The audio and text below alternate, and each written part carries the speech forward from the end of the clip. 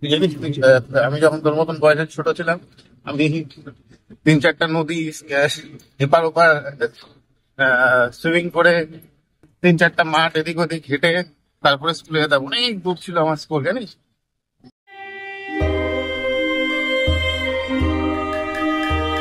সুপ্রভাত, good morning সবাইকে।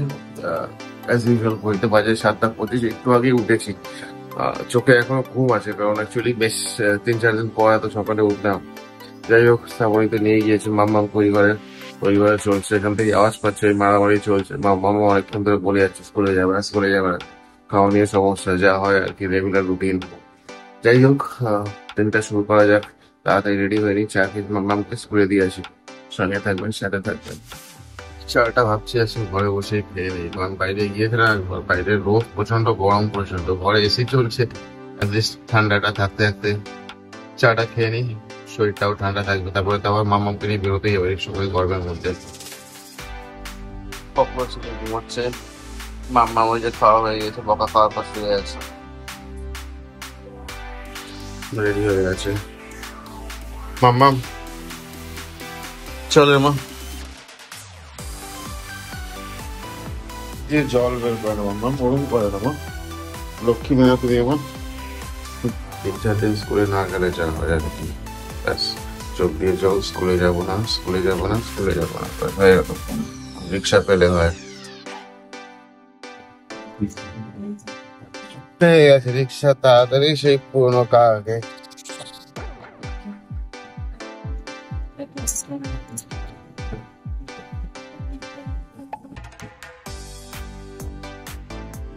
মুখটা ওরম করে আছিস কেন রে মা?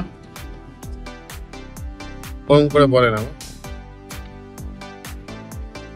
আর তো 2 দিন স্কুল, তারপরে তো আবার ছুটি হবে। তারপরে তো পুজো শুরু হলে আবার অনেক দিন স্কুল ছুটি থাকবে। ওরকম করে পরে স্কুলে যাবো না। আর তুমি আমার লক্ষ্মী মেয়ে না মা, কিন্তু গুড গার্ল। যারা লক্ষ্মী মেয়ে, যারা গুড গার্ল, তারা রোজ বলে স্কুলে যাবো, স্কুলে যাবো, স্কুলে যাবো। শনিবার রবিবারও বলে স্কুলে যাবো, স্কুলে যাবো।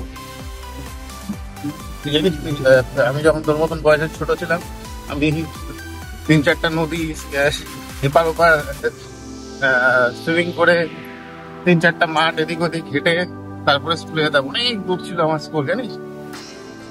হ্যাঁ, এত দূর ছিল আমার। কতগুলা নদী পার করে, কতগুলো মাঠ পার করে, কতগুলো জঙ্গল পার করে আমি স্কুলে যেতাম, জানিস। মাম্মা তাই রে? হ্যাঁ হ্যাঁ, মাম্মাম স্কুল চলে এসছে, সামনে স্কুল। মাম্মামকে ড্রপ করে দিয়ে আমরা বাড়িতে যাবো। মাম্মামকে ছেড়ে দিলাম স্কুলে, এই ছেড়ে দিলাম স্কুলে। সবচেয়ে বড় কথা, স্কুলের সিকিউরিটি গার্ড জিজ্ঞেস করছে কি ব্যাপার, ওকে তো কখনো দেখি না কান্নাকাটি করতে, আর কি করা যাবে।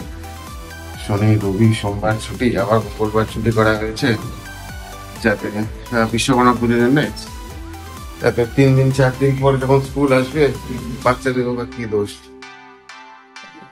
তখন তো হবেই এরকম, কিছু করার নেই।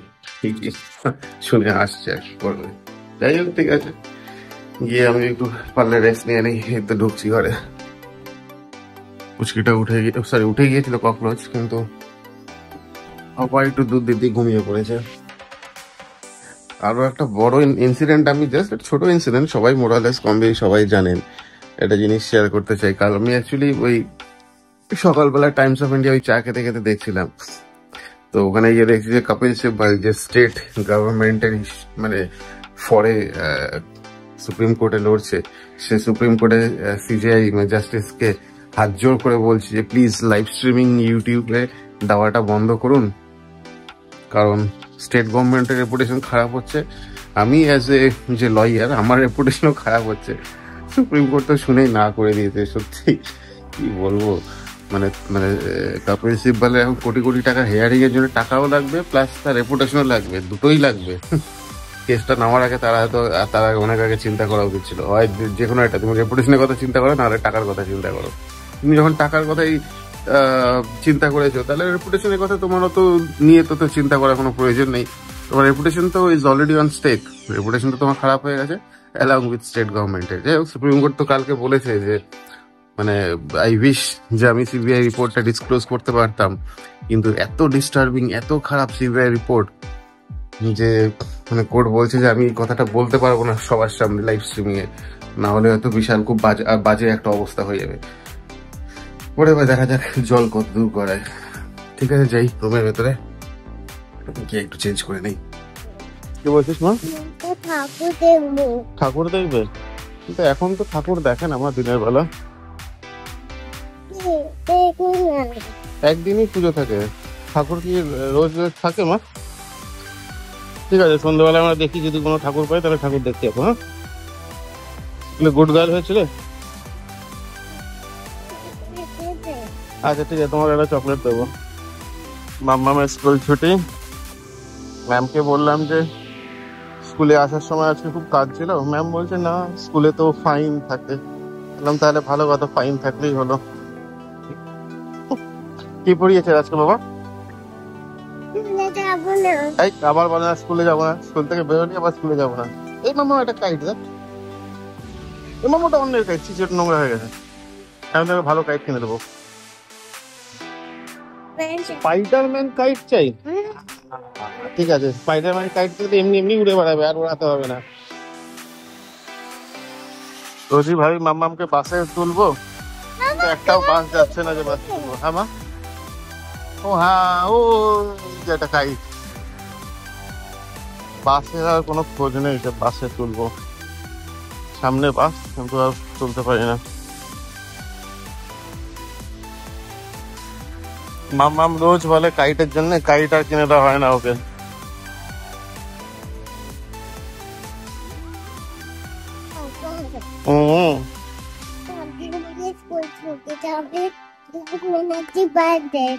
তাই? আচ্ছা ঠিক আছে, নিয়ে যাবো। তোর বাড়ি কোথায়? কি কি বাজার? মামের বাসে ওঠার শখ হয়ে গেল, পূরণ হয়ে গেল। এদিকে এদিকে এদিকে হয়ে গেল মামার বাসে ওঠার শখ। বাস স্ট্যান্ডে খালি বাসে উঠে গেল। বাড়ি যাবি? তোর বাড়ি বাসে ওঠার শখ। মাম্মা এখন সব বাসেই উঠবে একটা একটা করে, এখন আর বলে এই বাসে উঠবে। চল, বাসে ওটা সব হয়ে গেছে, চল। এটা আমাদের বিল্ডিং সোসাইটির সামনে যে শিব মন্দিরটা, খুব বড় মন্দির। ইনফ্যাক্ট এখানে খুব বড় করে প্রতি বছর শিবরাত্রি পালন করা হয়, বিশাল বড় ফাংশন আয়োজন করে।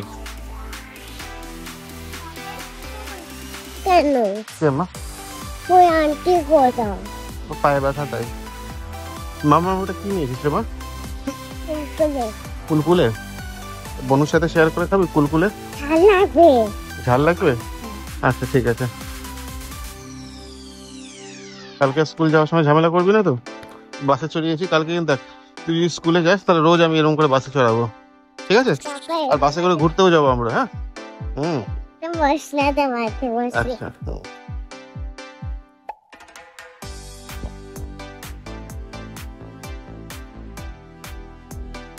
একা একা দৌড়ে চলে এলি? মামাম না না না, রাস্তায় না, রাস্তায় না।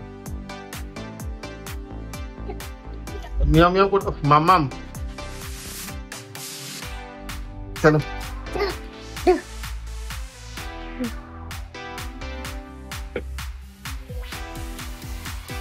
চল রে মামাম, আমি চলে গেলাম তাহলে, থাক।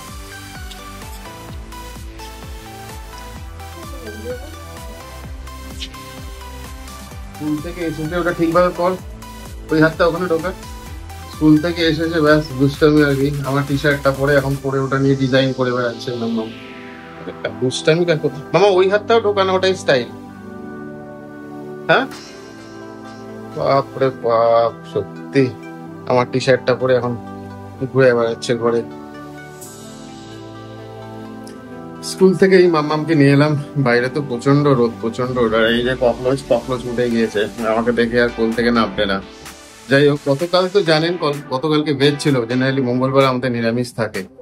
তো কালকে রাতে দুজনের মানে মাম্মাম আর এই এদেরকে কুচকিকে খাইয়ে দাইয়ে ঘুম পাড়িয়ে আমি আর শ্রাবণী বসে জাস্ট একটু ইউটিউবের কিছু কাজ করছিলাম। তো হঠাৎ করে কি মনে হলো যে রাত্রিবেলাটা নিরামিষ খাবো না, এটা অল্প তো মৌলা মাছ ছিল, এই গঙ্গার যেটা মৌলা মাছ আমার লাস্ট কিছুদিন আগে এনেছিলাম।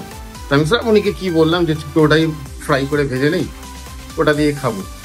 তারপর ভাজতে গিয়ে কি মনে হলো একটা শর্ট ফর্মে একটা নতুন ইনোভেশন কিছু করে একটা গ্রেভি বা ঝোল টাইপের কিছু বানাই। তো চলুন সেই ভিডিওটা আমি শেয়ার করছি। আমি কালকে কি মনে হলো, ঠিক আছে, ওটার ভিডিও শ্যুটটা আমি করেছিলাম। তো নেক্সট আমি ওই ভিডিওটাই আপনাদেরকে দেখাচ্ছি। খুব শর্ট প্রসেসে এবং খুব সিম্পল প্রসেসে আমি তৈরি করেছিলাম। আশা করি আপনাদের ভালো লাগবে। জানি না, অনেকের হয়তো ভালো না লাগতে পারে, কারণ ঝোলটায় বেসিক্যালি আমি কাঁচা মাছটাই দিয়ে দিয়েছিলাম। জেনারেলি সবাই তো ভাজা করে, আমরাও সেটাই করি। তো ঝোলটা বানিয়ে আমি কাঁচা মাছটা দিয়েছিলাম, বাট খেতে কিন্তু খারাপ হয়নি। শ্রাবণী তো বলেইছে খুব ভালো হয়েছে। তো যাই হোক, দেখুন ভিডিওটা কেমন লাগে জানাবেন।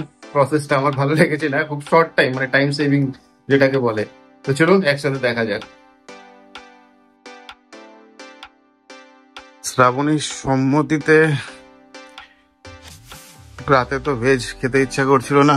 আমি ওকে জিজ্ঞেস করলাম যে কি করব, মাছগুলো একটু ভাবছি অল্প কিছু মাছ ভেজে নেই, ভেজে রুটির সাথে খেয়ে নেবো। মানে ডাল আর ওই ঢেঁড়সের তো আছেই, তার সাথে একটু যদি মাছ ভাজা থাকতো তাহলে খেয়ে নিতাম, ভালো লাগতো খেতে। কে ও এগ্রি হয়ে গেল, কিন্তু এটার যে অবস্থা, বরফ হয়ে আছে। ঠিক আছে, দেখা যাক। একটু জল দিয়ে ভিজিয়ে রাখি কিছুক্ষণ, তারপরে জাস্ট একটু নুন হলুদ দিয়ে মেখে অয়েল ফ্রাই করে নেব। ঠিক আছে, দেখা যাক এটা নর্মাল হতে কতক্ষণ সময় লাগে। ঠিক আছে,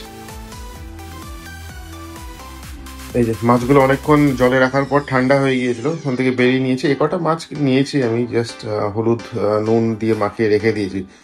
যদিও একটু বেশি মাছই নিয়ে নিয়েছি, কারণ জাস্ট আমি আর শ্রাবণী তো খাবো, জাস্ট এই রাতের জন্যে। তো ঠিক আছে, এই জাস্ট আমি একটু ম্যারিনেট করে রাখলাম, 10 মিনিট রেখে দিই। তো তারপরে আমি একটু কড়াইয়ে ফ্রাই করে নেবো, ব্যাস, আর কিছু না, দ্যাটস ইট। ম্যারিনেশন করে ফিরে এসে কি মনে হলো যে একটু চট করে একটা ঝোল বানিয়ে ফেলি। ঝোল বা মৌলা মাছের ঝাল যেটা হয়, এটা চট করে একটা ফাস্ট মানে শর্টকাট রেসিপি একটা হয়, সেটা আমি গেলাম বানিয়ে ফেলি। এটা তো আমি যথারীতি সর্ষের তেল দিয়ে নুন হলুদ আর দিয়ে ম্যারিনেট করে মাখিয়ে রেখেছি। অ্যাট দ্য সেম টাইম আমি সাথে আর একটা ম্যারিনেশন করেছি, যেটা এটার মধ্যে আছে পেঁয়াজ, টমেটো, আদা, লঙ্কা, জিরে গুঁড়ো, ধনের গুঁড়ো, আর অল্প জিঞ্জার গার্লিক পেস্ট আর লঙ্কা চিড়ে দেওয়া আছে, আর সর্ষের তেল দিয়ে এটাও একটু আমি ম্যারিনেট করে রেখেছি। তো এই পেস্টটা জানি না অনেকে হয়তো ট্রাই করেছে বা অনেকে হয়তো খায়নি। এটা আমি করে কড়াইয়ে দিয়ে কাঁচা মাছটাই মানে দিয়ে দেবো ঝোলের মধ্যে, মানে ঝোলেই এটা ফ্রাই মানে বয়েল হবে। মানে আমি আর মাছটাকে ভাজছি না। তো লেটস সি, দেখা যাক কি হয় না হয়। কড়াই রেডি, ফ্লেম জ্বালিয়ে দিয়েছি, একটু কড়াইটা বয়েল হোক, তারপর আমি সর্ষের তেল দেবো এর মধ্যে, আর একটু তেল দিয়ে দিয়েছি, একটু হিট হোক তেলটা, ফ্লেম উঠুক, তারপর আমি এটা দিয়ে দেবো এক্স্যাক্টলি এখানে। তার আগে একটু জাস্ট কালো জিরে সামান্য ফোড়ন দিয়ে দিলাম, স্মেলটা আসুক, তারপর আমি দিয়ে দেবো ম্যারিনেশন পেঁয়াজটা।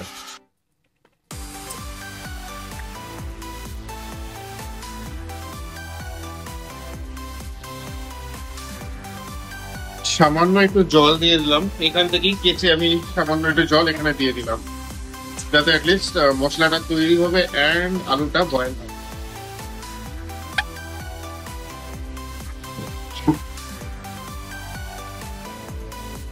মশলাটা মোরালেস কম বেশি হয়ে গিয়েছে। এইবার আমি মাছটা দিয়ে ঢেকে দেবো, যাতে অ্যাটলিস্ট মাছটাও বয়েল হয় আর আলুটাও সেদ্ধ হয়। দিয়ে দিয়েছি, এবার হালকা হালকা করে একটু নাড়াতে হবে মাঝে মাঝে, আর মাছটা আর আলুটা সেদ্ধ হওয়ার জন্য ওয়েট করতে হবে। বেশি জল আর দেবো না, কারণ জলটা আরো অনেক ড্রাই হবে। কারণ যেহেতু এটা একটা ঝাল বা একটা ড্রাই কিছু রেসিপি ট্রাই করার চেষ্টা করছি, যেটা রুটির সাথে খাবো, তো এই এই ঝোলটাকে ট্রাই করতে হবে অনেকটা। ঠিক আছে, খানিকক্ষণ পরে ফিরে আসছি। এই দেখুন ঝোলটা এখন এরকম হয়ে এসছে, নুন ফুন চেক করে নিয়েছি, নুন ফুন ঠিক আছে, আলুগুলো এখনো অতটা সেদ্ধ হয়নি আমি দেখেছি।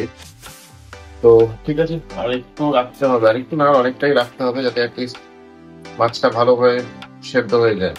কারণ নুনটা তো আমি না চেক করতে পারবো, কিন্তু মাছটা তো আমি এখন চেক করতে পারবো না। তো যাই হোক, আরো রাখি মিনিট 10 যাতে অ্যাটলিস্ট ঝোলটাও শুকিয়ে যায় আর মাছ আর আলুটাও শেফ বয়েল হয়ে যায়। ঝোলটা ভেবেছিলাম আর একটু শোকাবো, কিন্তু যা দেখছি কয়েকটা মাছ ভেঙে যাচ্ছে, আলুগুলোও প্রায় সেদ্ধ হয়ে এসছে। ঠিক আছে, আমি আর বেশি ওয়েট করবো না, কারণ ঝোলটা আরো শোকাতে গেলে মাছগুলো ভেঙে যাবে। সবার শেষে যা করবো, আমি জাস্ট 2টো লঙ্কা ছিঁড়ে দিয়ে দেবো আর অল্প একটু পেঁয়াজ দিয়ে দেবো, হালকা সামান্য প্যাকেট করে লিকুইড রেখে দেবো। এই হয়েছে মৌলা মাছের খুব তাড়াতাড়ি বানানো খুব একটা কুইক রেসিপি ঝোল। আমি অ্যাকচুয়ালি ট্রাই করতে চেষ্টা করেছিলাম, বাট আমি তো যেহেতু প্রফেশনাল কুক না, তাই জলটা একটু বেশি হয়ে গিয়েছে। আরো বেশি ট্রাই করতে গেলে মাছগুলো ভেঙে যেত, অনেকগুলো মাছই ভেঙে গিয়েছে দেখছি। যাই হোক, আমার তো নুন ফুন দেখে ঝোলটা ভালোই লাগলো, এখন বাদ বাকিটা শ্রাবণের উপর। আপনারাও জানাবেন কেমন আমি মানে কেমন লাগবে এই তাড়াতাড়ি রেসিপিটা।